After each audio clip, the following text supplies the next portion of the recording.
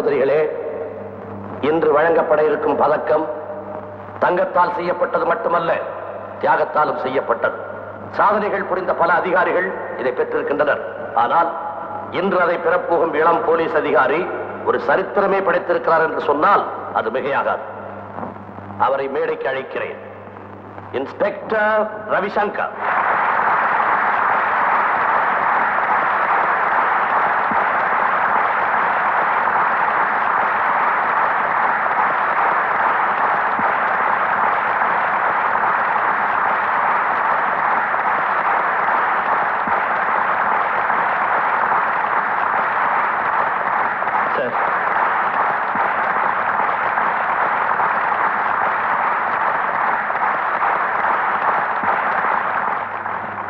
Commissioner அவர்களே, சகோதர அதிகாரிகளே, நண்பர்களே, இந்த மாபெரும் பரிசை பெறுவதற்கு நான் அருகதையற்றவன் என்று இன்றைய மனம் சொல்கிறது. ஒருவனை பாராட்டும் போது அந்த பாராட்டின் பின்னணியில் இன்னொருவரும் இருக்கிறார் என்பதை உலகம் மறந்து விடுகிறது. இந்த சாதனைக்கு காரணம் நான் மட்டும்தானா? இந்த சன்மானம் எனக்கு மட்டும் தரப்படுவது ஏற்றது தானா? வெளிச்சம் தரும் தீபமாக என்னை நீங்கள் உயர்த்தும் போது இந்த தீபத்துக்கு எண்ணெயாக தெரியாக என்றும் என்னை தூண்டிவிட்டவராக இருந்தவர் யார்?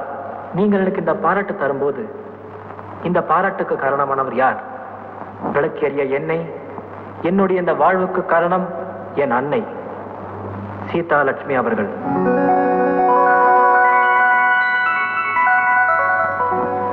உன்னத காரியத்தை இந்த கரம் தான் செய்தது என்று நீங்கள் என்னை உயர்த்தும் போது இந்த கரத்துக்கு உரமாக ஊக்கமாக நின்றாரே என் தாய், அவர்களை நான் மறக்க முடியாது.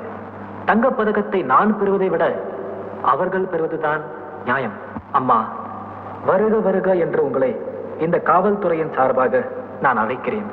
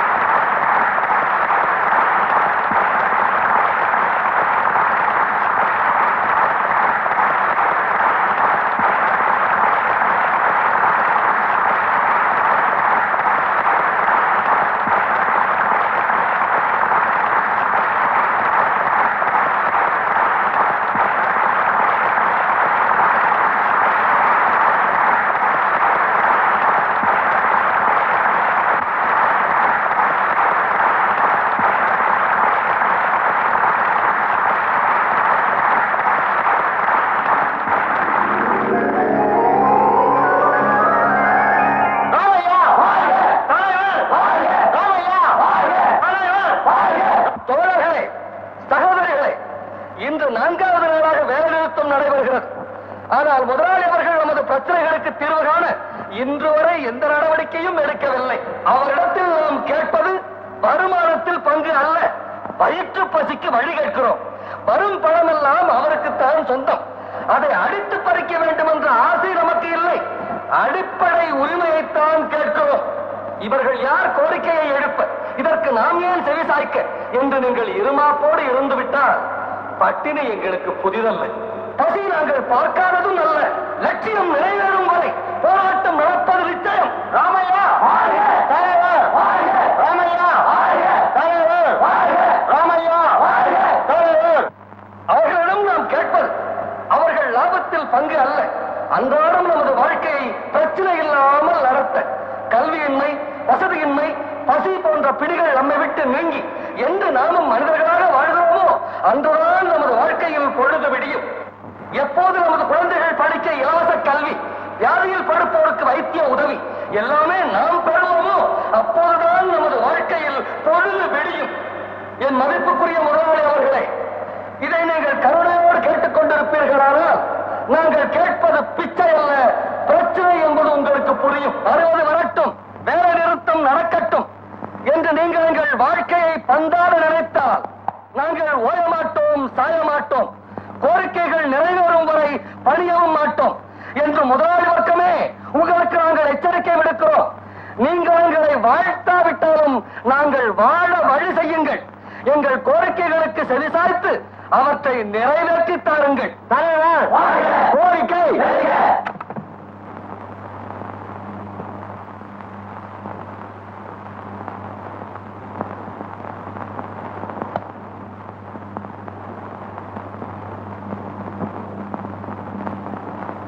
மூச்சை நிறுத்தாம என்ன பேச்சு பேசுறான்?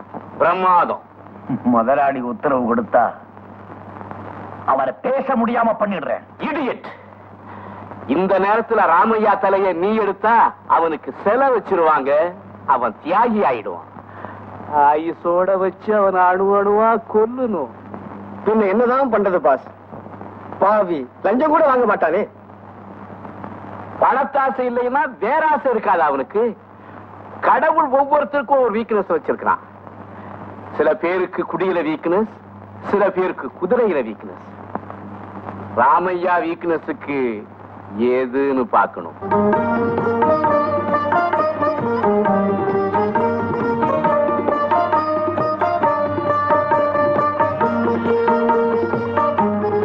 சீதா, பசங்க என்ன ஸ்கூல்ல இருந்து வரல?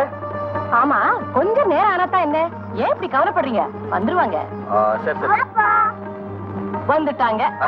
வாங்கடா வாங்கடா. மடப்பாலுகளா, ஏன்டா அவ்வளவு நேரம் எங்கடா போறீங்க? பள்ளிக்கூடத்துக்கு. அச்சா, இன்னைக்கு கேள்விப்படுறானுங்க. வாடா வாங்க வாங்க. அப்படியா அப்படியா. அப்புறம் ட்ரெஸ் எல்லாம் கழட்டிக்கலாம். இப்படி வந்து அப்பா கூட பக்கத்துல ஜாமன் உட்காந்துங்க. குட்டி பையா, இன்னைக்கு கிளாஸ்ல நீங்க 2 பேரும் என்ன கழட்டிங்க? அடிச்சு கொண்டு கூட பரவா. ஏடா வீண் சட்டைக்கெல்லாம் போற? இல்லப்பா, கிளாஸ்ல ஒரு பையன் வாத்தியாருக்கு மரியாதை இல்லாம பேசினான். உடனே ஐயா அவ்வளவுதான். அப்பா, கிளாஸ் வாத்தியார் இன்னைக்கு பூரா உங்களை பத்தியே பேசினார். உங்க அப்பாவை பத்தியா? என்ன சொன்னாரு? ராமையா இருக்காரு. இல்ல இல்ல, மிஸ்டர் ராமையா இருக்காரு. ஆமா, மிஸ்டர் ராமையா இருக்காரு. அவர் ரொம்ப நல்லவர்னு சொன்னார்ப்பா. அப்பா, நீங்க நல்லவராப்பா? அடே ரவி, நான் நல்லவனோ கெட்டவனோ எனக்கு தெரியல. ஆனா எல்லாருக்கும் நல்லவனா இருக்கணும்னு தான் நான் ஆசைப்படுறேன். சீக்கிரம் போய் கை கால் அலம்பிட்டு வாங்க. இன்னைக்கு லட்டு பண்ணிருக்கேன். லட்டு. ஏய் பசங்களா, லட்டு வேண்டா.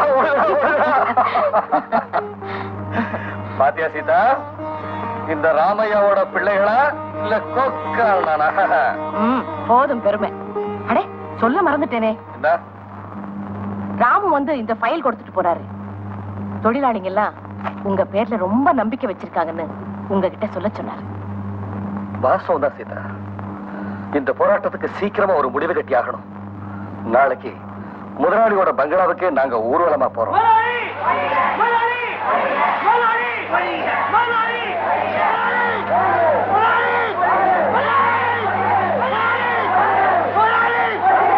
அமைதி அமைதி.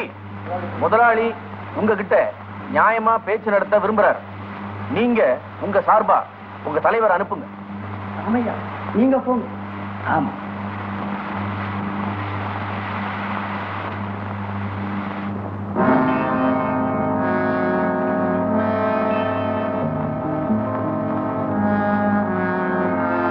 வணக்கம் சார். வாங்க ராமையா, உட்காருங்க.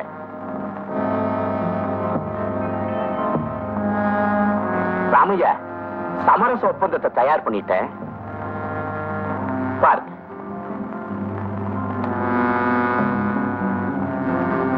என்ன இது முதலாளி, எங்க சைட கேட்காம நீங்களே தயார் பண்ணிட்டீங்களா? படிச்சு பார்த்துட்டு கையெழுத்து போடுங்க.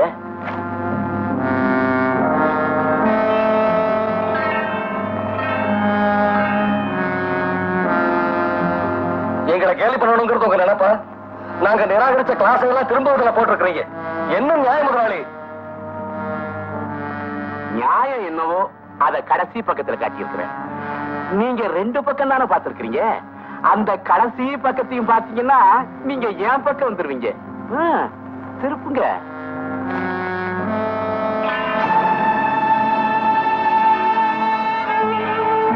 என்ன முதலாளி இது? ராமையா, நான் ஒரு பிசினஸ் மேன். நிதானமா போறவன். யாராவது என்ன சீண்டுனா எக்ஸ்கியூஸ் மீ, நான் சீர ஆரம்பிச்சிருவேன். குடும்பஸ்த நீங்க என்ன குத்தி பார்க்க கூடாது இல்லையா? என் மனைவியும் குழந்தைகளும் எங்கே எங்க இருக்கிறாங்களோ அங்க சௌக்கியமா இருக்கிறாங்க. முதலாளி, எவ்வளவு பயங்கரமான குற்றத்தை நீங்க செய்றீங்கன்னு தெரியுமில்ல? அந்த குற்றத்தில இருந்து என்ன தடுத்துடுங்க. அது உங்க கையில தான் இருக்குது. இந்தாங்க, ஒரு கையெழுத்து போடுங்க. உடனே உங்க மனைவியும் குழந்தைகளும் உங்களை தேடி வருவாங்க.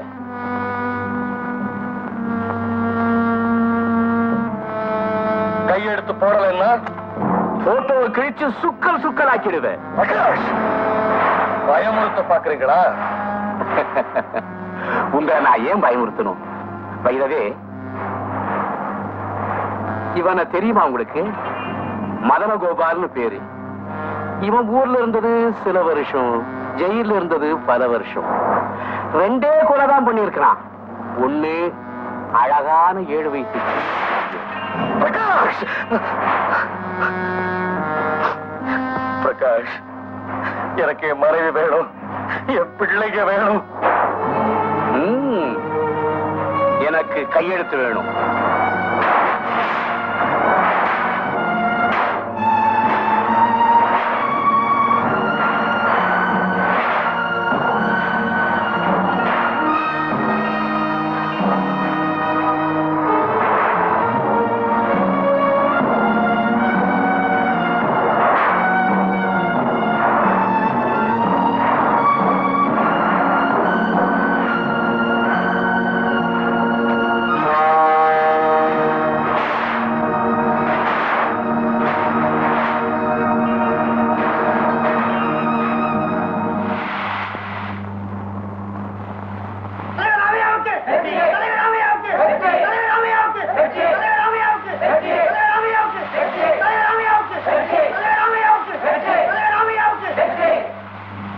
நான் ஒப்பந்தத்துல கையெழுத்து போட்டுட்டேன்.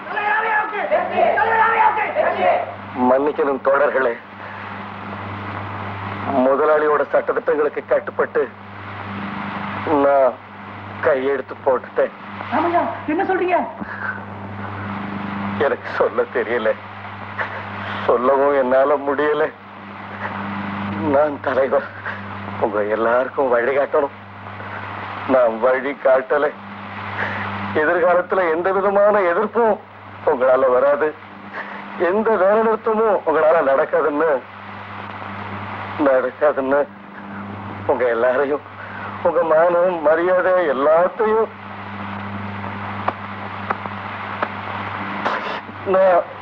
நான் விட்டுட்டேன்.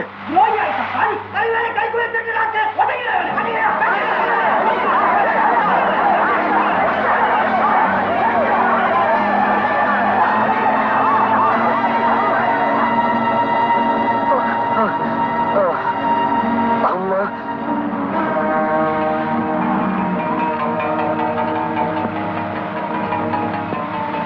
நாங்க உன்னை கடத்திட்டு போனதை வெளியே சொன்ன குடும்பமே உயிரோடு இருக்காரு.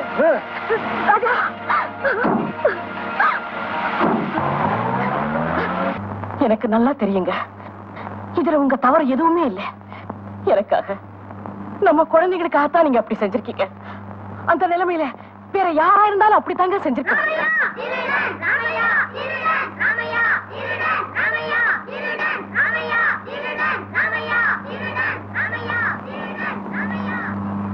இந்த காலி பசங்களுக்கு யாரோ காசு கொடுத்து தூண்டி விட்டுருக்காங்க. இந்த கோஷம் போடுறது, கேலி பண்றதெல்லாம் கொஞ்ச நாள நின்னு போயிடுங்க.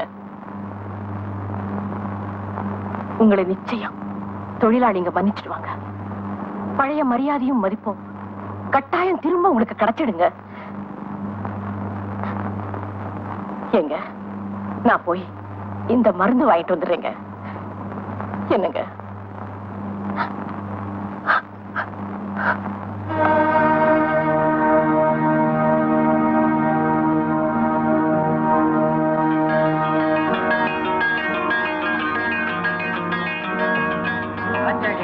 திருட்டு போய் பொண்டாட்டி எல்லாம் தெருவில் நடக்க ஆரம்பிச்சுட்டா.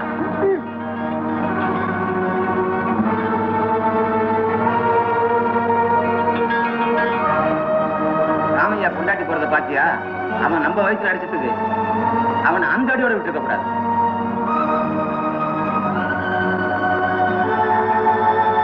எங்களை விட்டதற்கு அவன் பொண்டாட்டு பிள்ளை ஊட்டி வச்சிருக்கலாம் தலைவனா